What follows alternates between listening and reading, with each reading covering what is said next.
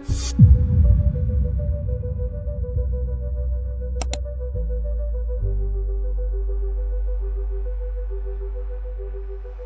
ნაწილედი შესავალი უნდა გავაკეთოთ, რომ თავარ კითხვაზე პასუხი გავცეთ დამეწუნებით. ეს თვითონ ცენტრალური საკითხია და ყველაზე მნიშვნელოვანი თემაა, რომელიც შეიძლება ქრისტიანულ ღვთისმეტყველებაში ქრას მოძიებული, რადგან ყველაფერი, აბსოლუტურად ყველაფერი დაწყებული ბიბლიის პირველი უწყებიდან, რომ დასაბამად მოეთქვათ საიდან ქვეყანայի და დასრულებული მისი ბოლო წიგნით ყველაფერი საუბრობს ერთ თემაზე, საუბრობს ადამიანის გაღთობაზე. სამყაროს შექმნის და სამყაროში ადამიანის შექმნის მიზანი არის, რომ ადამიანი უნდა განიღთოს. მისი გაღთობის გზის ქრისტიანული გაზი. და ამიტომ აი რაღაცნაირად მართლა ამაში იკრიბება ყველაფერი. თავდაპირველად აღვნიშნოთ ის, რომ ნებისმიერ რელიგიისათვის დამახასიათებელი ასკეტური მიმდინარეობა. ჩვენ თავის დროზე ვთქვით, რომ არ არსებობს რელიგია, რომელიც ადამიანს არ პირდებოდეს ბედნიერებას. აი ახლა ეს წინადადება ცოტა უნდა გავშალოთ და ვთქვათ, რომ არ არსებობს რელიგია, რომელიც ადამიანს არ პირდება ბედნიერებას ასკეტიზმის გარეშე. ასკეზა, ანუ გარკვეულწილად ეს სიტყვა გულისხმობს ასეც არის შინაარსობრივად ამას გულისხმობს ვარჯიში. ასკეოზ არის ის ვარჯიშობს. აი როდესაც არენაზე უნდა გასულიყვნენ, ან ასპარეზობაზე გასულიყვნენ ძველ საბერძნეთში, ასკეზით იყვნენ დაკავებულები, ანუ ვარჯიშით იყვნენ დაკავებულები, იმისათვის რომ მაშინ რა ქვია ასპარეზობისას გამარჯვება მოვეპოვებინათ. ვერ გაბედავდა ვერავინ გასვლას ასპარეზობაზე, ოლიმპიურ თამაშებზე, თუ კი შესაბამისად არ მოემზადებოდა. ქრისტიანულ ლიტერატურაში ეს ტერმინი შემოვიდა სულის ვარჯიშის, სხეულის ვარჯიშზე იყო საუბარი, აქ სულის ვარჯიშია საუბარი და ძალიან მნიშვნელოვანია იმის აღნიშვნა, რომ ასეც იყო გააზრებული მთლიანად ქრისტიანული ლიტერატურა აქეთკენაა მიმართული, რომ ამ ვარჯიშის, ამ ღვაწლის გარეშე წარმოუდგენელია რაიმე გაღთობაზე საუბარი.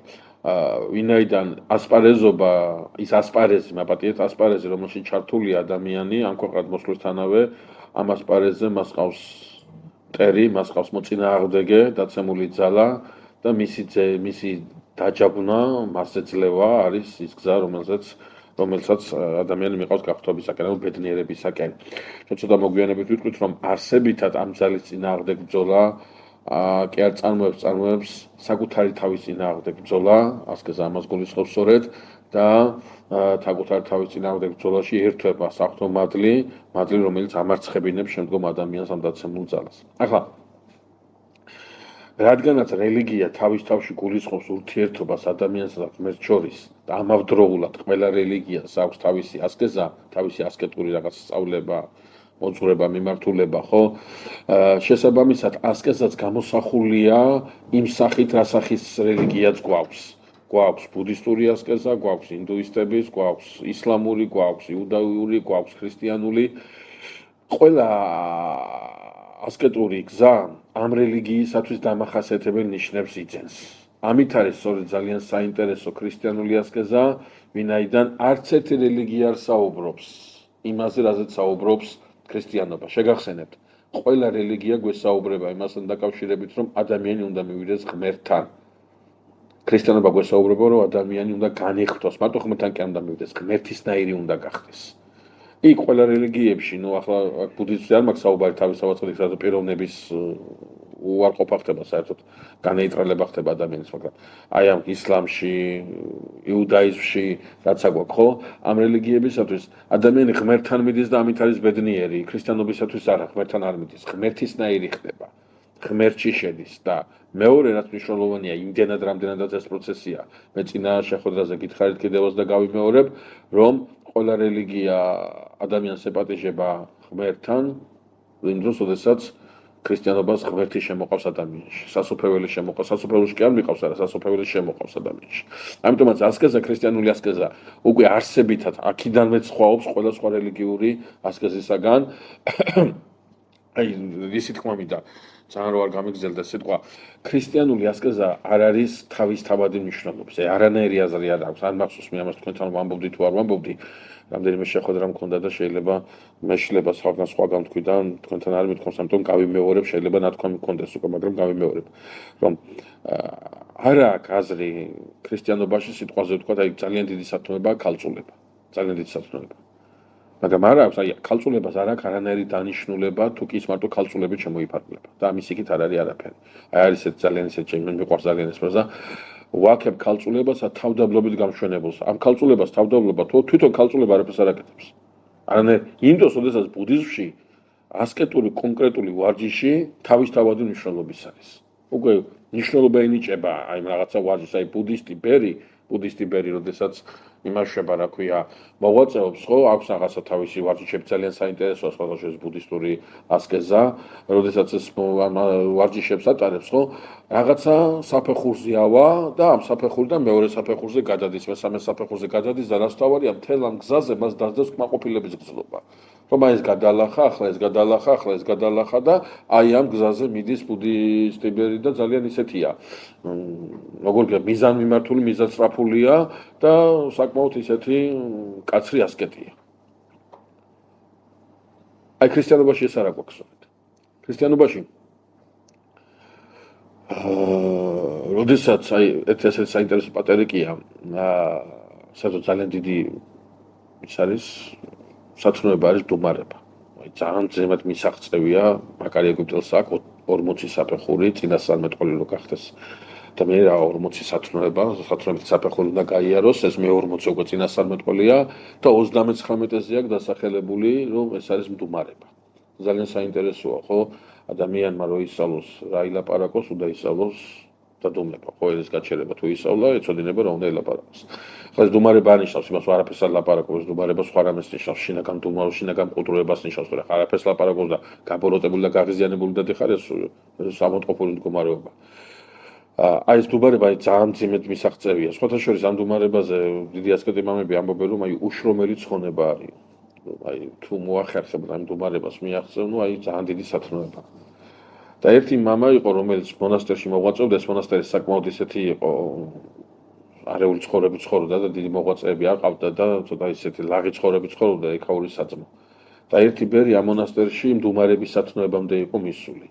და დაძდევდა თავისი მორჩილი და ეხვეწებოდა მასწავლეო, მეც როგორ მივახციო ამას, აი ამ სივრცეში ეს როგორ მოახერხეო. რანაირად შეძელიო, აი აქ ამ სივრცეში მდუმარებისათვის და ეს ბერი ბაგეს არ ხსნიდა და მდუმარებას იმაშვებოდა, ინარჩუნებდა. და ეს მორჩილი ხან კელიასთან დახვდებოდა, ხან ტიროდა, ხან აშვებოდა და ბოლოს ბაგე გახსნა და თავის მორჩილს ეუბნება. მე რომ ამათ უყურებო, აი ისე აღვიქვა როგორც აი ძაღლები ყებდნენ, როგორც ძაღლებს ისე უყურებო. არ ვაქცევ უყურად ამას. საერთოდ და მიხვდა ეს მორჩილი საოცარ ამას, რომ მისი მოძღვარი ძალიან ძიმე მდგომარეობაში იყო. დუმარებას მისთვის არ უსწავლებია, სიყვარული არ უსწავლებია, არაფერი არ მიუწია. ეს უბრალოდ დუბარი კმაყოფილი იყო იმით, რომ რაღაცა აი ამ ღვაწლში მოექცა და აი ამ ღვაწლში იყო კმაყოფილი და მიხვდა რომ ძალიან ძიმე მდგომარეობა. ანუ არანაირი აზრი, არანაირი შინაარსი ამ დუმარებას არ აქვს, თუ ის ერთი კონკრეტული მიზნისკენ არ არის დუმარება კი არ აქვს, შეიძლება რაღაცას არ უნდა იყოს, ერთი კონკრეტული მიზნისკენ არ არის მიმართული. აი სისოიდიდის ცხოვრების ბოლოში წერია საოცარი სიტყვა ტიროდაო, ცხრემლებით ალტობდა სარეცელსო და რა გატირებსო, ძმები რო ეკითხებიან, მომაკვდავის სარეცელთან არიან შეკრებილები, სისოიდიდი პასუხობს, ღმერთს თხოვო, ოდნავ დრო კიდე დამითმოსო, რომ სინანული შევძლოო, ვერ მოვასწარიო, ღირსი სინანული ვერ და მამებს გავუკვირდება, კაცო, მთელი ცხოვრება შენ სინანულზე როგორ ლაპარაკობ. ხა ორი ვარიანტი აქიდან. ან სისოიდიდი არტისტობდა იქ, რა ქვია, სასიკვდილო სარეცელზე რო იწვა, ან მართლა ამას განიცდიდა. ხო? ხა ზოგადად სასიკვდილო სარეცელზე ადამიანი როცა წერს იმას აღარ აქვს იმისი უნარი, იმისი თავი რომ რაღაცა იქ რაღაც სახეობობას მიმართოს. საერთოდ სასიკვდილო სარეცელზე მწვავ ადამიანს შიშველი ეწოდება კიდე მეორენაირად. ნუ ვეღარ სუსტია, აი თემური გითხრა თავის დროზე საოცარი გამოთქმა ყოფილა. 10-ზე მე არ ვიცოდი ეს. თუ გინდა ადამიანი გაიგო ვინ იყო, ნახე სიკვდილის წინ, აი როგორ კვდება. ხო თქვა ხო აქაც ჩვენთან თქვა ხო მე არ ვიცოდი ეს ძალიან საინტერესო ის არის ხო და აი სისოი დიდი ახლა სისოი დიდი ცხოვრებასო წავით ჯერ აქედან გამომდინარე რომ სასიკვდილო სარეცელზე ვერავინ ვერ იმარშვება უბრალოდ არა აქვს ამის უნარი აქვს დაკარგული და მეორე თვითონ სისოი დიდი ცხოვრებასაც წავიკითხავთ პირდაპირ შეგვიძლია ვთქვათ რომ ის არ ატისტობდა და არ იმარშვებოდა არ ფარისევლებდა სასიკვდილო სარეცელს ანუ ის მართლა განიცდის იმას მართლა განიცდის რომ არა აქვს ეს ისა რა ქვია სინანულის ისა ქვია ნაყოფი არა აქვს მიღებული თავისი საბერო მოღვაწეობიდან და რად მოვიდა ამ კაცს რატო შემოვიდა ასეთი რამე არ არსებობს ასეთი რამე ბუდისტი იმპერია აბსოლუტურად გამორიცხული ჯერ სინანულის ის საერთოდ ნიველირებულია მაგრამ სიტყვაზე თქვა აი რაღაცაზე მოდარდეობა ამნიშნეთ მოდარდეობა ბუდისტურ ასკეზაში აბსოლუტურად გამორიცხულია ის უბრალოდ შემდეგ საფეხურზე გადავიდა და რაღაცა სინანული დარჩა წინა საფეხურიდან ეს რამე არ არსებობს ვერ გადავიდოდა იმ საფეხურზე უბრალოდ და ეს ძალიან მაღალ საფეხურზეა და ტირის თავი არ მიაჩნია რაღაც საფეხურზე მდგომა და რატო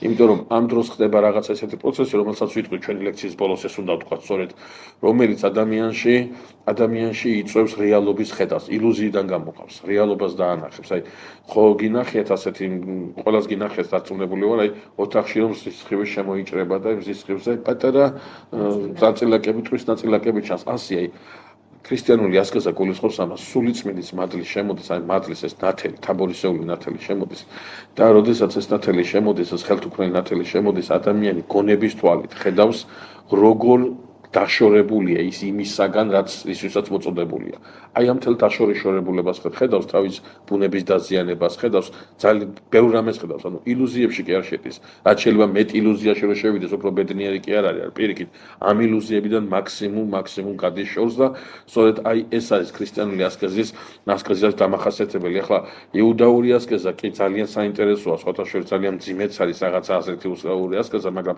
მაინც ბოლოს ის დადის იქამდე რომ იუდაველ ასკეტს დანაშაულებები ეპატიება და განსაკუთრებით ეს მოხდება მესიის მოსვლის დროს და განსაკუთრებული პატივით იქნება უფრო მეტად ასკეტი მეტად პატივცემული იქნება მესიისაგან ისლამური ასკეტიც რაღაცა საიმქვეყნო უფრო მეტ ჯილდოებზე ფიქრობს და ის ჯილდოები ძალიან მიწერი პარამეტრებით არის წარმოდგენილი ამიტომ როდესაც ჩვენ საუბრობთ ქრისტიანულ გააზრებაზე და მის წინაპირობად ასკეზას ვასახელებთ თავისთავში გულისხმობთ რომ აქ ხდება რაღაცა ისეთი განსაკუთრებული რომელსაც სხვა რელიგიებში ვერანაირად ვერ შევხვდებით ახლა არის გავრცელებული მცდარი წარმოდგენა იმასთან დაკავშირებით რომ ეს ასკეზა ეხება მხოლოდ სასულიერო პირებს და ბერებს ეს ასე ნამდვილად არის ასკეზა ეხება ყველას აბსოლუტურად ეს ვარჯიში რადგან ცხონება ეხება ყველას და ცხონება ჭირდება ყველას სამომავლო ბედნიერება ჭირდება ყველას, ასკეზა ჭირდება ყველას. უამისოდ ვერანაირად ვერ მოხდება ამ ბედნიერებაში შეღწევა. უბრალოდ, როდესაც ბერზე ვსაუბრობთ, ის გაცილებით დიდ ღვაწლს, გაცილებით დიდ ვარჯიშზე მიდის, გაცილებით დიდ ღვაწლზე მიდის, ვიდრე ეს ჩემს რეალობაში შეიძლება იქნას გამოხატული. ამდენად თუ კი დაუკვირდებით აი ამ პირველ ნაწილზე, რასაც ვსაუბრობთ ასკეზასთან დაკავშირებით, ასკეზა თავის თავში გულისხმობს თავშეკავებას. რაღაცისაგან თავშეკავებას. გულისხმობს რაღაცაზე უარის თქმას, ისეთ რამეზე უარის თქმას, ისი გაკეთება წმინდა აბადოროთე შესანიშნავად აკეთებს რეზუმირებას ამას რისას ოდესა ამბობს.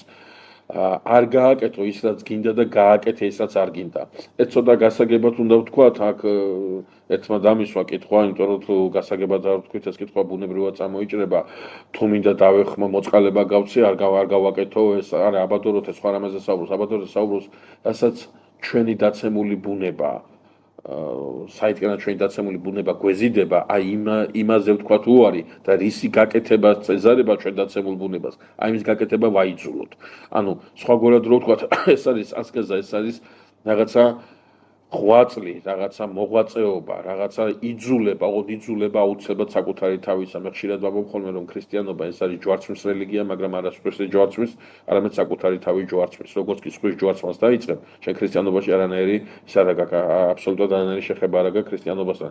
დღეს არის ეს ცრუ მოღვაწეობა გავრცელებული სამწუხაროდ, რაც უფრო მეტი ჯვარცმული ყავს, უფრო დიდ მოღვაწედ მიგაჩნია შენი თავი დროს, როდესაც ქრისტიანობაში პირიქით არის, რაც უფრო მეჯერა ხარ შენ თვითონ ნებებისათვის ჯვარცმული, უფრო მეტი სიახლოვე გაქვს ღმერთთან. თავშეკავებაზე როცა ვსაუბრობთ, ახლა ასკეზას ბევრი შემადგენელი აქვს, ჩვენი შეხვედრის მიზანი ეს არ არის, თავისთავად ცხადია, ერთზე უნდა გავამახვილოთ ყურადღება, რომელმაც მე მთავარ თემაზე უნდა გადაგვიყვანოს. თავშეკავებას რა ქვია, ასკეზაზე როცა ვსაუბრობთ, ასკეზის ერთ-ერთი ყველაზე გამოხატული ფორმა არის თავშეკავება, რომელსაც მარხვა ეწოდება. ქართულ ენაზე მარხვა ნიშნავს დამარხვას, ანუ რაღაცის დაცვას, სხვადასხვა ენაში სხვადასხვა ტერმინით არის ეს წარმოდგენილი, ყველგან გაშინაარსებულია, რაღაც შინაარსს ატარებს ყველგან ეს ტერმინი, მაგრამ ქართულ სინამდვილეში ატარებს შინაარსს, რომ მარხვის დროს ადამიანი თავს იმარხავს, ანუ იცავს. რაღაცისაგან იცავს, რაღაცისაგან თავს იკრძალავს. ხა თუ დავაკვირდებით, რისგან იცავს ადამიანი თავს, გასაგებია ხლა მით უმეტეს ამ აუდიტორიისათვის თავს იცავს იმ დაცემულობის გაღრმავებისაგან, იმ ნებებთან ურთიერთობისაგან, რომელიც მას ღმერთთან ერთობაში უშლის ხელს, მაგრამ საინტერესო გახლავთ ის, რომ მარხვას როცა ვახსენებთ, ეს მარტო ჩვენ არა, ეს საუკუნეების განმავლობაში ასე იყო, თავიდანვე ასე იყო, მარხვას როცა ვახსენებთ, მარხვა რაღაცნაირად ასოცირდება საკვებთან და ასოცირდება სექსუალურ ცხოვრებასთან, თავშეკავებასთან. აი რაღაცა ამორთან ამასთან ასოცირდება. ეს ძალიან ბუნებრივია, ეს ასე იყო და არ არის უცხო სხვა რელიგიებისაც, ვისაც ეს, მაგრამ ამის შინაარსია ძალიან საინტერესო და თავშეკავების მოტივია ძალიან საინტერესო.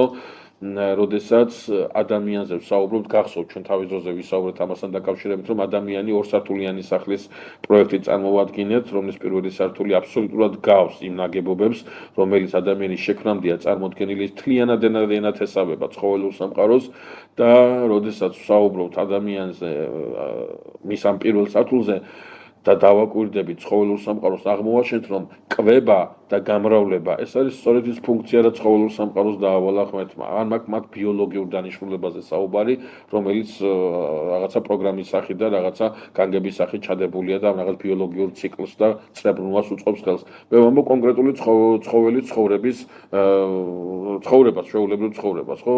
დაიბადა, ჭამა, გამრავლდა და მოკვდა. არაფერი მან ამის მეტი თავის პირადი, ასე ვთქვათ, ამი არჩევანის გამოხატულება არ ქონია და შემოქმედებითი პროცესი არ ქონია. შესაბამისად, როდესაც მარხვაზე ვსაუბრობ და უწინაზღვრავს და გონების ასოცირება ხდება კვებაზე და სექსუალურ ცხოვრებაზე, სწორედ ამისაგან იმარხავს ადამიანი თავს. ადამიანი თავს იცავს იმისაგან, რომ არ დაემსგავსოს მხოლოდ იმას, რომელიც ჭამს და მრავლდება. მარხვის დროს ადამიანი ამბობს, რომ ის არის რაღაცა მეტი, ვიდრე არსება, რომელიც უნდა იკვებებოდეს და რომელიც უნდა მრავლდებოდეს. რაღაცა მეტი ევალება მას. ამ მეტზე აკეთებს აქცენტს და ასკეზის ეს ფორმა, მარხვა, თავშეკავება უკავშირდება სწორედ ადამიანობის დაწყების აუცილებელ პროცესს. გაგვახსენდება სამოთხეში ადამიანი, რომელსაც რაღაცის გაკეთება ეკრძალება. მან არ უნდა ჭამოს რაღაც სახის ნაყოფი, ვინაიდან იმ პერიოდში, მისი სულიერი მდგომარეობის იმ პერიოდში, სულიერი ყრმობის ასაკში, როგორც ამაწმინდა მამები ამბობენ, თავშეკავება მისთვის მნიშვნელოვანია, რატო? ამ თავშეკავებაში ადამიანმა უნდა განახორციელოს ის გზა, რაც მას განხრთობამდე მიიყვანს. სხვაგვარად ვთქვათ, როდესაც ჩვენ გვაქვს საუბარი ადამიანზე, არა აქვს მნიშვნელობა. ეს ადამიანი არის სამოთხეში და ეს ადამიანი არის სამოთხეს მიღმა. ადამიანზე გონიერ ქმნილებაზე, ცხოველისაგან განსხვავებულზე, როცა გვაქვს საუბარი, ავტომატურად ჩვენს გონებაში შემოდის აუცილებლობა იმისა, რომ ის თავშეკავებით უნდა ცხოვრობდეს. როგორც კი აი ეს ელემენტი იკარგება ადამიანის ცხოვრებაში, მისი ცხოვრება ცხოველურ დონემდე დადის. ამიტომ, როდესაც მარხვაზეა საუბარი, მარხვა მაინც და მაინც საკვებისაგან და სექსუალური ცხოვრებისაგან თავშეკავებას არ გულისხმობს. ის გულისხმობს ვნებებზე და საკუთარ სურვილებისაგან თავშეკავებაზე. ეს არის ძალიან მნიშვნელოვანი. ახლა იმაზე რა ქვია, იმერეთის ეპისკოპოს გაბრიელზე არის ნათქვამი, მარხვისას ლობიოს არ ჭამდა, და ლობიოს სამარხოს აჭმელია, მაგრამ ლობიო რო უყვარდა, რაც უყვარდა იმის გაკეთებაზე ამბობდა, იმას არ იღებდა, თავს უგზალავდა ამის გაკეთებას და თვითონ ლობიოში არ არის პრობლემა. ისევე როგორც პრობლემა არ არის ასევე სექსუალურ ცხოვრებაში. არ შეიძლება მარხვის სახელით, ეს ძალიან გთხოვთ, ამას ხაზგასმით მინდა ვთქვა, ცუდად არავინ არ გამიგოს, არასწორად უბრალოდ არავინ არ გაიგოს. რომ სექსუალური ცხოვრებიდან თავშეკავება იგულისხმება კანონიერ და ცოლქმრული ურთიერთობა თავისთავად ცხადია, მარხვისას ხდება მხოლოდ იმ შემთხვევაში, როდესაც ორივე მხარე თანახმაა. თუ კი ერთი მხარე თანახმაა რა, მეორე მხარეს არ აქვს უფლება მარხვის სახელით. თუ რაღაცა სამედიცინო პრობლემა აქვს, სხვა ამბავი, მაგრამ მარხვის სახელით უარი უთხრას ცოქრულ ურთიერთობაზე, ეს არის კატეგორიულად აკრძალული და არაფერთ არ შეიძლება და ძალიან დიდ დანაშაულზე მიდიან ისინი და ძალიან დიდ რისკზე მიდიან ისინი, რომლებიც ქრისტიანული ასკეზის სახელით ურჩევენ ცალკე აქით ცოლს და ცალკე იქით ქმარს მარხვისას თავი შეიკავონ თანაცხოვრებისაგან. ეს არაფერთ არ შეიძლება თუ თვითონ ცოლ-ქმარს შორის მოხდა შეთანხმება ამაზე. რატო? იმიტომ რომ მარხვა როგორც კი ძალადობის ინსტრუმენტი გახდება, ის მარხვა აღარ არის. დასრულდა იყოლება. მე რომ მარხულობ, მე რაღაცა მიზანი უნდა მქონდეს, მარხვას უნდა მქონდეს თავშეკავებას უნდა მქონდეს მიზანი. რაღაცას არ გავაკეთებ, არა იმიტომ რომ ამ რაღაცით ვიამაყო, არამედ იმიტომ რომ ამ რაღაცით ამ რაღაცის აკრძალვით რაღაცა უნდა შევიძინო. რა უნდა შევიძინო? თუ კი შევიძენ კონფლიქტს, შევიძენ რა ქვია უსიყვარულობა, შევიძენ რაღაცა დაძაბულობას, აქ ქრისტე არსად არ იყურება, აქ ქრისტე არსად არ იმზირება, არსად არ იხილვება აქ ქრისტე. შესაბამისად, სრულ ასკეზაა ეს და მხოლოდ ტრაგედიამდე შეიძლება მიიყვანოს ადამიანი. სხვაგვარად რომ როდესაც საუბრობთ აი ამ იმაზე რა ქვია მარხვაზე, ყურადღებას ვაქცევთ ძალიან საინტერესო რამეს. როდესაც თქვით რომ ადამიანი 64-შვე ცოდვით დაცემამდე მარხულობს, ძალიან მნიშვნელოვანია იმის თქმა რომ თავის რა ქვია ცოდვით დაცემამდე ადამიანი თავს იკავებს რაღაცისაგან, რისგან იკავებს თავს? თავს იკავებს იმისაგან, რაც მისთვის სრულიად კარგი იქნება. ცუდი ის ხე, ცნობადის ხე, ცუდი არის, ის ცნობადის ხე არის ძალიან კარგი. მისი მიღება ცუდი კი არ არის, მისი მიღება არის ძალიან კარგი. მაგრამ ამ ეტაპზე ადამიანმა ეს სიკარგე უნდა აკეთოს, ჯერ თავი უნდა შეიკავოს აუცილებლად. სიკარგე ხა თავშეკავებაა და თავშეუკავებლობა. სხვაგვარად რო ვთქვათ, პირველი ასე ვთქვათ, ჭიდილი ადამიანის აი იმ პირველი ბარიერი, რომელიც დგება ადამიანის გაღვთობის გზაზე, თავის თავში გულისხმობს არა სიცოცხლის, რა ქვია, ცნობადის ხეის ნაყოფთან ურთიერთობას. არამედ თვითონ პროცესი, იმ პროცესом ადამიანმა უარი თქვა სხრის სასარგებლოდ რაღაცის გაკეთებაზე. ეს ძალიან მნიშვნელოვანია. ეს არის თვითონ სასტურის გადალახვა. ამ დროს ადამიანი გაღვთობის გზაზე მიდის. როდესაც ადამიანი მარტოა და უარს ამბობს მარტოობაზე, ამ დროს გადალახავს ის სასტურს ეგოიზმისა. უარს ამბობს იმ ხის ნაყოფის მიღებაზე, რომელიც ძალიან კარგია. ამ დროს გადალახავს. ეს ყველაფერი არის სწორედ ის გზა, რომელიც ასკეზა არის, ჯერ კიდევ 64-ში ასკეზის სახით არის წარმოდგენილი. მეორე ნაწილი, რომელზეც უნდა გადავიდეთ, გახლავთ ის, რომ ასკეზის მიღმა, აი ამ თავშეკავების მიღმა, რაღაცა ჩდება ძალიან საინტერესო, რომელიც ჩვენ თავის დროზე ვახსენეთ, ახლა უბრალოდ ხაზი მინდა გაუსვა. რომელსაც ყურადღებას არ აქცევენ ხოლმე.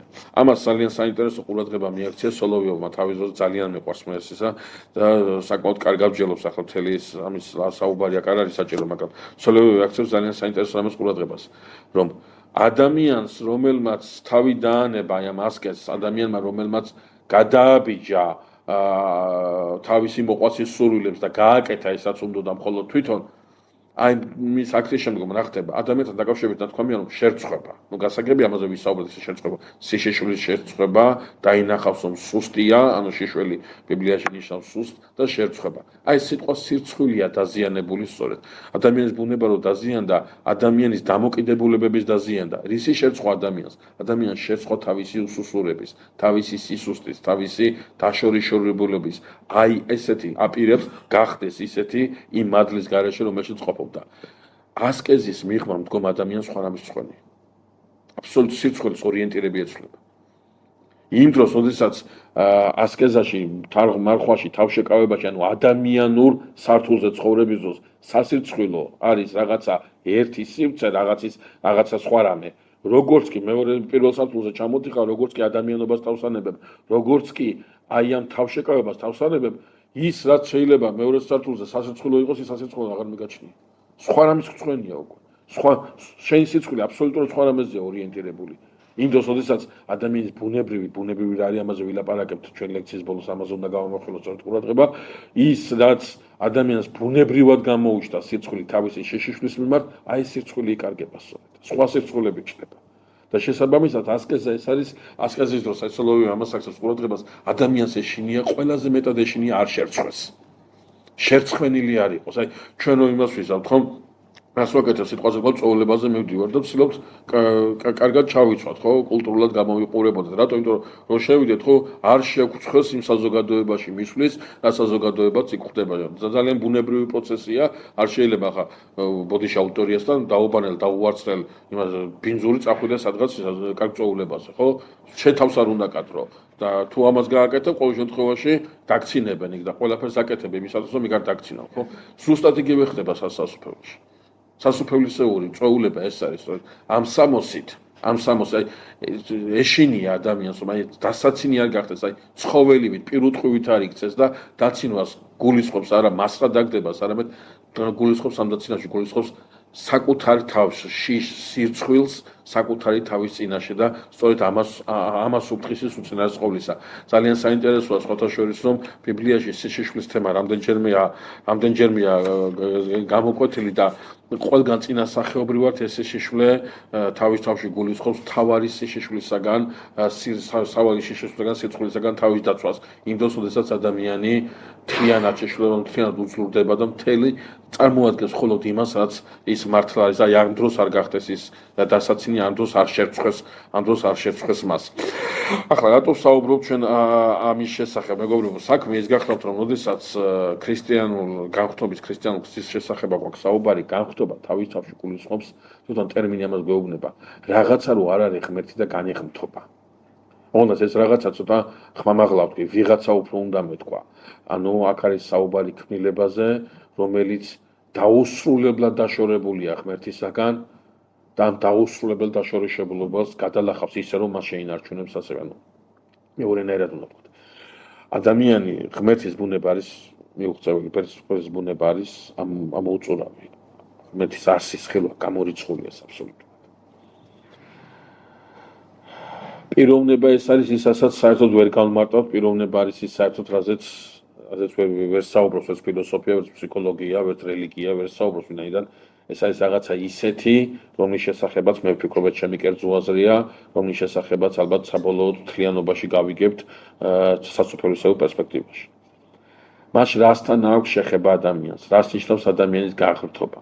ადამიანის განხრთობა ნიშნავს, რასაც ვილაპარაკეთ უკვე, რომ ღმერთი მადლით ეხება მას, თავისი ენერგიებით ეხება მას. ადამიანი შედის მასთან თავისი ენერგიით ურთიერთობაში და ღმერთი თავისი ენერგიით შემოდის მასთან ურთიერთობაში. ჩვენ ამას წინა შეხვედრაზე დავარქვით სინერგია. სწორედ ეს სინერგია გახლავთ მეგობრებო, აი ის რაც ხდება სამოთხეში. სინერგიის მოსპობა გახლავთ ის, რაც ხდება სამოთხის მიღმა. მაშინ როგორ უნდა ვთქვათ, სინერგიაში არ იყო მოსე, სინერგიაში არ იყო ნოე, არ იყო დავითი, არ იყო იერემია, ესაია, იოანე ნათლისმცემელი, ხო? როგორ არა სინერგიულ მოქმედებაში იყვნენ, მთლიანად სინერგიულ მოქმედებაში იყვნენ, მაგრამ მათ ერთი რამე აკლდათ, მათ ერთი რამე არ მოქმედებდა მათ შემთხვევაში. აკლდათ მათ შიგნით, მათ ბუნებაში ის, რაც პეტრემ, იოანემ და იაკობმა იხილეს თაბორის მთაზე. რა ნახეს მათ თაბორის მთაზე? თაბორის მთაზე ნახეთ თაბორის ნათელი. სხვაგვარად რო ვთქვათ, მადლის სულისმის, ანუ ის სინათლე, ის მოქმედება, რომელიც უნდა შემოვიდეს ადამიანში. ყურადღება მიაქციეთ. მოციქულები იმ დროს არიან თაბორის მთაზე, ამ ნათელში. მაგრამ პრობლემა რა არის? ეს ნათელი არ არის მათში. მათში ვერ იქნება. თაბორის მთის საიდუმლო, აი თაბორის მთიდან, იმიტომ პეტრეს უხარია. პეტრეს უთხარი მას ხობასობრივად რა კარგია, ჩვენი აკოფნო სამკარავს გავაკეთებო, ერთი შეთვისო, ერთი ელიასვისო, ერთი მოსესო, აქ დავჭეთო. პეტრეს თავარამს ეს პეტრია მთაზე ასვლის წინ მაცხოვარი ეტყვის მის გასაგონად ეტყვის, რომ ეს უშუალოდ მარტო პეტრეს არ ეხება კრებულს, რომელიც იესოს გარშემოტრიალებს, რომ კლდი არის და ამ კლდეზე დააფუძნებს ეკლესიას და მჭერი ჯოჯოხეთისანი ვერ ერეოდნენ, რადგან არა სისხლმა და ხორცმა, ყურადღება მიაქციეთ, არა სისხლმა და ხორცმა, არამედ მამამონ ჩემას ესეთ ამან გამოგიცხადა შენ. ამას ვერ მიხვდება ადამიანი, ეს უნდა ათქმევინოს ღმერთმა, ადამიანის გონების პროდუქტი ვერ იქნება ვერანაირ. აი ამავე პეტრეს ეუბნებ, რომ გამშორდი სატანად ჩემგან, მართლ უკულ სატანად ჩემგან. ანუ ესეც პეტრეს არ ეხება იმ აზრს, რომ რა აზრი წამოიღო პეტრემ. პეტრეს ამ აზრში, რომ აქ დავჭეთ თავარი რადებს, რომ გოლგოთაზე არ ახვითე. გოლგოთაზე არ ახვითე, თაბორზე დარჩი. და თაბორზე დარჩი რას ნიშნავს? თაბორზე ნიშნავს იმ ილუზიას, რა ილუზიაშიც უნდა ეშმაკმა ჩააგდოს ადამიანი. რომ ადამიანი კარგად არის, ოდესაც თავს კარგად გძნობს, იმ დროს, ოდესაც სინამდვილეში ადამიანი კარგად არის, ოდესაც ეს ნათელი არის მასში. ამ ნათლის ადამიანში შესვლა, ეს არის ჯოჯოხეთის წარმოთქმნა, ეს არის სწორედ მისაკე დაცემული ძალის დამარცხება, ამიტომ ამას ვაქცევთ ყურადღებას, რომ თაბორზე მოციქულები არიან ნათელში, მაგრამ ნათელი არ არის მოციქულებში. განღმრთობაზე როცა ვსაუბრობთ, განღრთობის თავარი არსი არის, რომ ეს ნათელი შემოდის ადამიანში იწყებს სულიწმიდის მადლი სისავსით მოქმედებას და ღმერთი იწყებს ადამიანში ცხოვრებას. ხა ნახეთ როგორ არის ასე უნდა მივაქცევთ ყურადღება ჩვენ როდესაც ადამიანზე ვსაუბრობთ, ადამიანზე ბოლომდე ჩვენ არ ვიცით რა არის ადამიანი.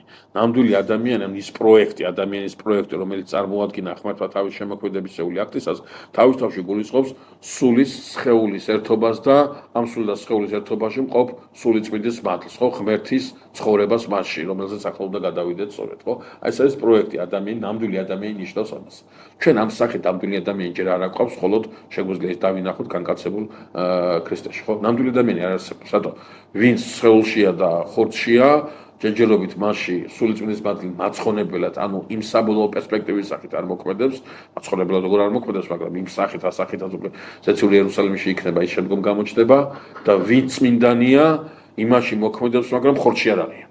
ანუ რაღაცნაირად მთელი სამყარო არის ნაკურლევარი. მთელ სამყაროს რაღაცა რეკონსტრუქცია აკლია, რაღაცა კვლავ შეკრება ის, რაც დაიწყო მაცხოვრის კვედით აღდგომის პროცესში, ხო? რაღაც ასეთი რაღაცა აკლია. შესაბამისად, როდესაც ჩვენ ვსაუბრობთ განხთობაზე, ვსაუბრობთ სწორედ ამ ტიპის განხთობაზე, არა იმაზე, რომ ახლა წმინდა ანტონი დიდი, წმინდა მამა გაბრიელი იქ რაღაცა მდგომარეობაში, ეს არ არის განხთობილი მდგომარეობა. განხთობა ხდება სწორედ იმ პერსპექტივაში, სასუფეველო პერსპექტივაში, როდესაც სული და ხორცის შეხვედრა მოხდება. სხვაგვარად რო ვთქვათ, განხთობაზე როცა გვაქვს საუბარი გვაქვს ადამიანის განხთობაზე. ანუ სული და ხორცი ერთად როა, აი ამ დროს სული და ხორცი თუ ერთად არ არის ადამიანი, ის ადამიანი არ არის, ის ელოდება თავის ადამიანობის აღდგენას.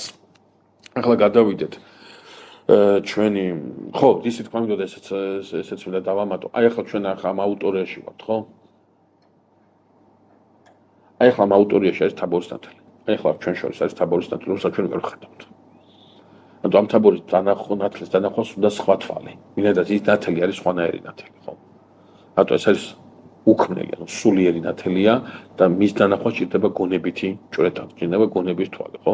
ამიტომ არის აი გამოცხადებები როცა, ხო, გამოცხადება რომ შეიძლება ერთი კაცი საზოგადოებაში ერთი ხედავს, გამ სხვა ვერ ხედავს. სხვადასხვა ადგილას კი არ განა, ერთი და იგივე ადგილას განა, ერთმა დაიწყო სხვანაირად ხედვა. შინაგანი, ანუ ათვლის წერტილი გახდა სხვანაირი და აქედან სხვანაირად გამოჩნდა რაღაცა სხვა სივრცე. შესაბამისად, აი, ანუ თაბორის ნათელი, ამინდა თქვა, თაბორის ნათელი არის ყველგან, აბსოლუტურად მათ შორის ჯოჯოხეთში. ყველგან აბსოლუტურად. უბრალოდ ამ თაბორის ნათლის ამ ქვეყნად ხედვა არ ხდება, ვინაიდან ჩვენ ეს ფარდა გვაქვს ჩამოფარებული და ხორციელი თვალებით ვიყურებით, არ გვაქვს საუბარი წმინდა მამებზე, რომლებსაც ეხსნებოდა ჯამეთი ჟამ ეს გონების თვალი და ხედავდნენ იმასაც ღმერთი დაახელვინებდა, ხოლო რაც შეეხება სამქვეყნო სამყოფელს, ეს ნათელი ორი მოქმედებით არის წარმოდგენილი, ის არის ან მანათობელი, ან მწველი. მანათობელი, არ იმას გიქნიათ, არ მიგიქცევიათ ყურადღება, რომ 60 ხშირად გამოიხატება აი ნათლის სახით, რა თეთრის სახით, განათებული სახით. განათებულია ჯოჯოხეთიც. იქაც ცეცხლიანთია. მაგრამ ის ცეცხლი კი არ ანათებს იქ. იქ წვავს და აი აქ ნათელია. ანუ ამ ცეცხლ ჯოჯოხეთის ცეცხლს რაღაც ის ერთი როგორც კი დაემატება, ამ ცეცხლს მანათობელი თვისება შეეძინება. ის ერთი აღარ არის და იმიტომაც არის ის წველი, რა არის ის ერთი. ეს არის სულიწმიდის მადლი. ეს არის ის მაცხონებელი ანუ რისი თქმა მინდა ახლა ამაზე უნდა გადავიდე და შესავალი ეს მინდა თქვა სწორედ. ყურადღება ამას მივანდა მივაქცევს სწორედ რომ აი ეს ნათელი არის ერთი, მოქმედება არის ერთი ღმერთს ეს არა ქვია ნება აქვს ერთი და ის უცვალებელია.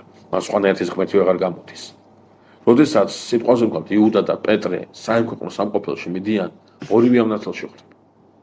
მაგრამ ერთი იტანჯება ამ ნათელში და მეორეს უხარია ეს ნათელი. ის არ წარმოედგინოთ ღმერთი, რომ ღმერთმა იუდას უთხრა, რომ იმათ არიოს უთხრა და იმათ თემურლენგს უთხრა იქა, რომ მას შენ ის არ ახარ, მე ამდენ ხანს გელოდებოდი, ახლა ნახე მე შენ რა გიქნეს, აბსოლუტურად გამორიცხოს ღმერთი არ გამოდის. ორ შემთხვევაში ქრისტიანობის ღმერთი არ გამოდის. არა. როდესაც ადამიანი გადის სამქვეყნოდან, გადის ამ ნათელში, ხდება ამ ნათელში. აი ამ ნათელთან რა ურთიერთობა ქონდა ამ ქვეყნად, ეს ურთიერთობა მიყვება. ამ ნათლის სამდმი გაუცხოება თუ ქონდა, ეს ნათელი უცხოა იმ ქვეყნად და ტანჯავს. და თუ ამ ნათლისადმი ეს გაუცხოება არ ქონდა, ეს ნათელი განმანათლებელია იმ ქვეყნად და ახალებს. ამ ნათელში გადის. თაბორისეულ ნათელში ვექცებით, მთელი სამყარო ამ ნათელშია. რადგან სულიწმიდის მადლი ვერ შეკავდება, ვერ შემოისაზღვრება, ის ყველგან მოქმედებს. თუმცა მისი მოქმედება არის სხვადასხვაგვარი, როგორც გითხარით, არსტყოფელია, ნიშნამიმცემელია, მაცხოვნებელია და ასე შემდგომ და ასე შემდგომ. რატომ ვამბობ ამას? ამას ვამბობ, იმიტომ რომ როდესაც განხრთობაზე ვსაუბრობთ, აუცილებლად ვიხსენებთ ყველაზე მნიშვნელოვან რამეს. განხრთობა ხდება ძალადობით. ღმერთი არ ძალადობს განხრთობისას. ამას მივაქციოთ ყურადღება. ძალადობა ხდება მანამ სანამ ამ ქვეყნადა ვარ და ისიც იმ შემთხვევაში თუ კი ამ ძალადობას მიმართავ ჩემი თავის წინააღმდეგ. ჩემ თავს უნდა გაუძალიანდე, ჩემ თავს რაღაცების უფლება არ უნდა მიმცე. ამ დროს იწყება ძალადობა. მხოლოდ ეს ძალადობაა გამართლებული საკუთარი ვნებების წინააღმდეგ. სხვა ძალადობა არ არსებობს. აი ამ დროსაც კი ღმერთი არ ძალადობს ჩემზე. ამ დროსაც კი ღმერთი ამ ჩემ ნებელობას, ამ ჩემ სურვილს ითვალისწინებს და ამის მიხედვით ან შემეწევ ან არ შემეწევ. ნახეთ რა შეესაქმე. მართლმადიდებლური ხედვით, სამი ხედვა უნდა წარმოვადგინოთ რა. მართლმადიდებლური ხედვით, მართლმადიდებლობა კათოლიციზმი და პროტესტანტიზმი, ქრისტიანული სამი დენომინაცია. მართლმადიდებლური ხედვით ადამიანი იქნება წმინდა და უცოდველად. წმინდა და უცოდველად. ასეც კათოლიციზმში, ასეც პროტესტანტიზმში, მაგრამ განსხვავება იწყება ამის მერე. და განსხვავება რა შეიძლება, ცით ნახეთ. მართლმადიდებლობა ამბობს, რომ ღმერთმა როცა შექმნა ადამიანი, შექმნა ხორცში და სულში და სულიწმიდის მასში ცხოვრობს. ანუ ეს ხორცი და სული ადამიანურ ერთობას წარმოადგენს, რომელსაც აქვს თავისი მოქმედება, აქვს თავისი ენერგია, მიმართულია ის თავისი ნების მიხედვით და როგორც კი ეს ნებელობა არის გადმოხრილი სიკეთისაკენ, ბუნებრივი ტოლო აქვს, აი ეს სულიწმიდის მადლი მას შეეწევა და ამ ნებელობის რეალიზებაში ეხმარება. მხოლოდ ამ შემთხვევაში. ეს არის ადამიანის ბუნებრივი მდგომარეობა. ანუ სამოთხეში ადამიანი თავის ბუნებრივ მდგომარეობაში. ახლა, როდესაც ხდება დაცემის დროს რა ხდება? დაცემის დროს ადამიანი ნებელობას მიმართავს არამართებული მიმართულებით. სხვა სიკეთეს აირჩევს. აი როგორც კი სხვა სიკეთე რო აირჩია, აი ამ მადლს, რომ სხვა სიკეთის არჩევის საშუალება არ მიეცა, მაშინ უკვე მადლი იწყებს ძალადობას. მადლი არ ძალადობს, ანუ ამ სიკეთის ნებელობის კორექცირება არის ადამიანის. მადლი ამაში შეეწევა მხოლოდ. აი ეს მადლი როგორც კი ბაბადეთ ეს ნებელობა როგორც კი გადაიხარა სხვა მიმართულებით, ხო? უბრალოდ ადამიანმა დაკარგა აი ეს მდგომარეობა, ჩვენ ვისაუბროთ უკვე ამაზე აღარ გავაგრძელებ და ადამიანი მოექცა ბუნების საწინააღმდეგო მდგომარეობაში. ანუ ბუნებრივ მდგომარეობა არის ადამიანის სამოთხეში. ჩვენ ახლა ბუნების საწინააღმდეგო მდგომარეობაში ვართ და იესო ქრისტემ რა გააკეთა? დაგვიბრუნა საშუალება არა მარტო ბუნებრივ მდგომარეობაში ყოფნისა, არამედ ზებუნებრივ მდგომარეობაში გადასვლისა, ანუ განხრთობისა. ადამიანი ვარ დაცემულიყო ბუნებრივი მდგომარეობიდან ზებუნებრივ მდგომარეობაში გადავიდოდა, ანუ განიღმრთობოდა მაცხოვრის აღდგომის მთელი შინაარსი მეგობრებო გახლავთ ის, რომ ის მიმართულია სწორედ აი ამ ზებუნებრივი, ანუ კი არა ნათქვამი, რომ პირველ ღირსებაში აღადგინა ადამიანი, მაგრამ ეს პირველ ღირსება ის კი არა ადამიანის სამოთხეში დააბრუნა, არა, სამოთხეზე მეტი მისცა, აი რისვისაც უნდა მიეღწია ადამს სამოთხეში რო არ დაეცემოდა, აი ის მისცა სწორედ მაცხოვარმა თავისი აღდგომით ადამიანს. ახლა კათოლიკებთან როგორ არის ისეთ? კათოლიკები როცა ადამიანის შექმნაზე საუბრობენ და ამბობენ, რომ ადამიანი დიახარის სულის და ხორცის ერთობა და ეს ნამდვილად ასეა. ეს სულიწმიდის მადლის შესახებ როცა იწყებენ საუბარს, ასე რაღაცას ამბობენ, რომ ეს მადლი რას აკეთებს, ცით? სულისა და ხორცის შორის დაპირისპირების ლიკვიდირებას ახდენს. ანუ მათთან თავშივე მოაზრებული, რომ სული და ხორცი არის ურთიერთდაპირისპირებული და სულიწმიდა, ანუ სამოთხეში, სანამ ამ მადლში არიან, ამ თაბორის ნათელში არიან, ეს დაპირისპირება არის კონსერვირებული. არ არის ამოქმედებული. იმ დროს, როდესაც მართლმადიდებლობა ამბობს, რომ ესენი თავიდანვე არ არიან დაპირისპირებულები. თავიდანვე არიან ასე ვთქვათ, ურთიერთშეთანხმებულები, სულიწმიდის მადლი რაღაცის კონსერვირებას კი არ ახდენს, არა, პირიქით. ამის ყველაფერს მიმართულებაში შეეცემა. აი კათოლიციზმი ამბობს, რომ არა, მან ხორცი და სული ერთმანეთს უპირისპირდებიან და სანამ ადამიანის სამოთხეშია, ეს დაპირისპირებას ძინავს და არ იღვიძებს. რას ნიშნავს? თავიდანვე უკვე კათოლიკური ამ ხედვით, თავიდანვე უკვე რაღაცა ხდება ადამიანში ისეთი, რაც ადამიანი არ ითვალისწინებს, მისი ნებელობის მიღმა ხდება. არ იღვიწებს ეს რაღაც, აი ღმერთი იმაშება, რა ქვია, რაღაცა პატარა რაღაც საიდუმლო აქვს, რომელიც თავისთვის აქვს შენახული და აი ამ იმასა და რა ხდება, აი ამას ეწოდება კათოლიციზმი პირველ ქმნის მადლი. პირველ ქმნის მადლი რომ აი, ანუ ეს მადლი ამ დაპირისპირების კონსერვაციას ახდენს. რა გააკეთა ღმერთმა, როდესაც ადამიანმა შესწოდა, ხო, გაბრაზდა და ეს გაბრაზებულმა ღმერთმა რა გააკეთა? აი ეს ის კონსერვირებასაც ახდენდა, ხო? აი ეს შეწყვიტა და დაიწყო სულისა და ხორცის შორის დაპირისპირება. და ამიტომ აი ადამიანი მოექცა ამ მდგომარეობაში.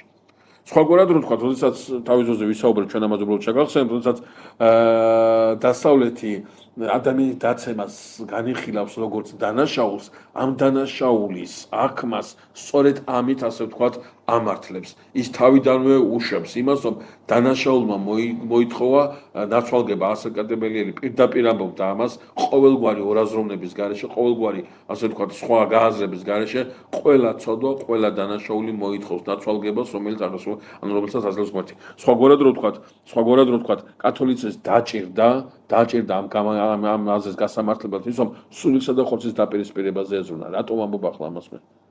ჰუმანიზმი ჩვენ თემურის ლექციებს ხომ მოვუსმენთ. ჰუმანიზმი, როდესაც უპირისპირდება, ჰუმანისტების მოძრაობა რო იწყება და უპირისპირდებიან რომის ეკლესიას. გაღიზიანებულები მაშინდელი რომის მდგომარეობით და დაღლილები მაშინდელი უსულო რელიგიურობით ამაზე აკეთებენ აქცენტს სწორედ. ისინი ამბობენ, რომ სული და ხორცი, კათოლიკები რომი ხვასი ასწავლიდა, რომ სული და ხორცი თავიდანვე ეს ანუ ბუნებრივი მდგომარეობა, ეს სული და ხორცი ერთმანეთს უნდა უპირისპირდებოდეს, ღმერთმა ასე შექმნა ადამიანი. უბრალოდ როდესაც ის წმინდა, ის დაპირისპირება არის ლოკალიზებული, ხო? ჰუმანისტები უკვე უტრიალებენ ამ სწავლებას და პირიქით ეუბნებიან, რატო გვიშლი ხელს ვიყო ისეთი, როგორიც შემქმნა ღმერთმა? რატო მიშლი ხელს რომ ვიყო ისეთი, ანუ მე უნდა ვიყო ისეთი, როგორც შექმნა ღმერთმა, ანუ უნდა სული და ხორცი უპირისპირდება ერთმანეთს, ეს არის ძალიან ბუნებრივი მდგომარეობა. და შესაბამისად, ჰუმანიზმი იწყებს განაჩქებას ის წინააღმდეგ. ასკეტიზმის წინააღმდეგ. უარს ამბობს ყოველგვარ ასკეზაზე, ეს კი უკვე დაპირისპირებას იწევს მთელი ორდენების მოღვაწეობის წინააღმდეგ და ირთვება ის პროცესი, რა პროცესი დასავლეთში გამიწვევდა. რატო ამბობ ამას? განხტობის ეს არის საძირკველი, ის ფუნდამენტალური საკითხია, როგორც კი არამართებული გააზრება მოხდა აი განხტობის დეტალისა, მოხდა აი მას ზვავივით წავიდა, ხო? ერთს მეორე მოყვა, მეორეს მესამე, მესამეს მეოთხე და აი აზვირთდა ეს ყველაფერი და მიიღო იმ სიმახინჯის სახე, რა სამახინჯის სახითაც ის ისტორიაშია დაფიქსირებული. პროტესტანტიზმი როცა ჩდება, პროტესტანტიზმმა იმემკვიდრება აი ეს დაპირისპირება იმასთან, რა ქვია, რომის საყდართან და მართლმადიდებლობისაკენ გადადგა ნაბიჯი, როდესაც უარი თქვა პირველქმნილი მადლის შესახებ. მაგრამ კაცილები დიდ სიმახინჯეში გადავიდა, როდესაც ამას მოაყოლა აზრი იმასთან დაკავშირებით, რომ ადამიანის დაცემისას თლიანად წარეხოცა ხატება ღვთისა. არაფერია მაშინ დარჩენილი, არანაირი შესაძლებლობები აღარ დარჩა სიკეთის აღქმისა, ამიტომ ადამიანის ერთადერთი ის არის, რა ქვია, ერთადერთი ღვაწლია სწამდეს, მხოლოდ რწმენა გადაარჩენს და რწმენა არის ის, რაც მოეთხოვება ადამიანს, თავის თავაცხადია ყოველგვარი ასკეზა და ამ ნიშნით, ამ რელიგიური ნიშნით, საკრამენტის ნელ-ნელა გამორიცხვის პროტესტანტიზმმა ასევე არ მიიღო. ლუთერი თავის ძოზე ასეთი რადიკალური არ იყო საიდუმლოებები, რომელსაც ის აღიარებდა, ეს ნათლისღება და ევქარისტია გახლდათ, მაგრამ შემდგომ ნელ-ნელა პროტესტანტიზმი, როგორც ეს მოსალოდნელი იყო, სულ უფრო შორს მიდის იმ სიმახინჯამდე, რაც თავისთავში ნებისმიერ საკრამენტულს გამორიცხავს. საკრამენტალური სივრცის გამორიცხვის ეს თავისებურება პროტესტანტიზმში და არამართებული დამოკიდებულება განხტობის საკითხთან იწვევს იმ პრობლემებს შეიძლება რელიგიურ სწავლebაში და ამ რელიგიურობაში იყოს გამოხატული. იგივე შეიძლება დაემართოს მართლმადიდებლობის სიასაც.